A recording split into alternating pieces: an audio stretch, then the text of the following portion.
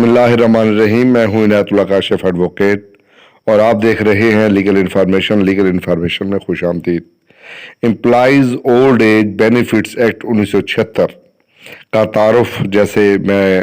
چھوٹی ویڈیوز میں short videos میں کروا چکا ہوں، اب جو ہے میں اس کا سیکشن وائز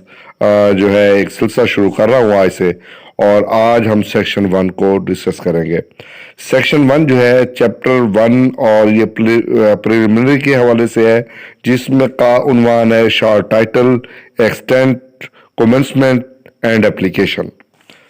اس میں کہا گیا ہے کہ یہ قانون جو ہے اس کو کہا جائے گا employees old age benefits act 1976۔ اس کی سب کلاس 2 میں کہا گیا ہے کہ یہ پورے پاکستان پر نافذ العمل ہوگا۔ اس کے 3 سب کلاس 3 میں کہا گیا ہے کہ یہ فوری طور پر نافذ العمل ہوگا،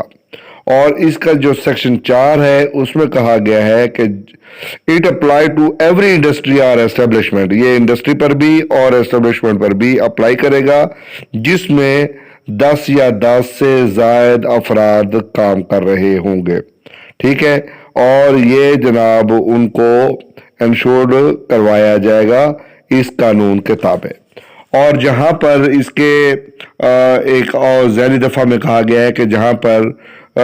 10 سے نیچے لوگ ہوں گے اور وہ والنٹائرلی اپلائی کریں گے، کوئی انڈسٹری اپلائی کرتی ہے یا کوئی اسٹیبلشمنٹ اپلائی کرتی ہے کہ اس کے ورکر کو جو ہے رجسٹر کیا جائے، اور وہ والنٹائرلی اپنے آپ کو رجسٹر کروانا چاہتے ہیں، تو وہ اپلیکیشن جو ہے وہ سبمٹ کر سکتے ہیں۔ اس میں ایک اور چیز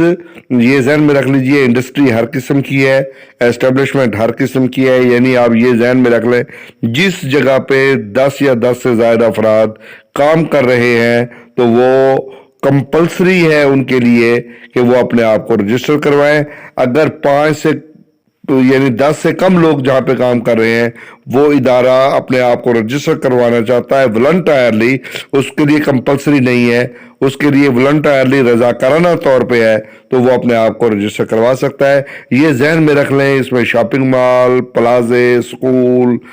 اس میں سماجی تنظیمیں، تمام ادارے جو ہے وہ اس میں انوالو ہوتے ہیں، اور یہ ای او بی آئی کا جو مختصر سا تعارف ہے، اور میں آلریڈی آپ کو یہ بتا چکا ہوں کہ یہ قانون 15 اپریل 1976 کو جو ہے پاس ہوا تھا، اور یہ قانون جو نافذ العمل ہوا ہے 1 جولائی 1976 کو یہ نافذ ہوا تھا۔ تو اس قانون کی سیکشن 1 جو ہے وہ میں نے آپ کو مکمل سمجھا دی ہے۔ تو اگر کوئی آپ کا سوال ہو سیکشن 1 سے متعلق تو آپ اس ویڈیو کے نیچے جو ہے وہ کمنٹ باکس میں پوچھ سکتے ہیں، اور انشاءاللہ ہم کمنٹ باکس میں ہی اب آپ کو جواب دیں گے۔ ان تمام ویڈیوز کے نیچے آپ سوالات کر سکتے ہیں، ہم آپ کو یہیں پر انشاءاللہ جوابات دیں گے۔